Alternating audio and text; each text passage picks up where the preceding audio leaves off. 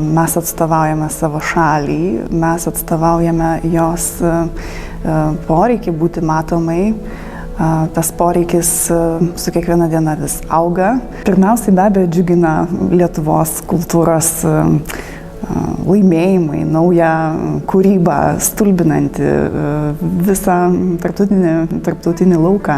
Džiugina, kai išgirsti, kad kažkokia organizacija niekada neturėjo lietuviško partnerio ir labai domisi, smalsauja, o ką jie galėtų pristatyti iš Lietuvos. Ir tas mūsų šalies atradimas, jos kūrėjų atradimas irgi atneša labai daug džiaugsmo. Kultūra yra mūsų etiketė, kultūra yra mūsų įvaizdis užsienyje. Labai svarbu prisiminti, kad kultūra yra pagrindinis mūsų šalies įvaizdžio puoselėjimo įrankis užsienyje.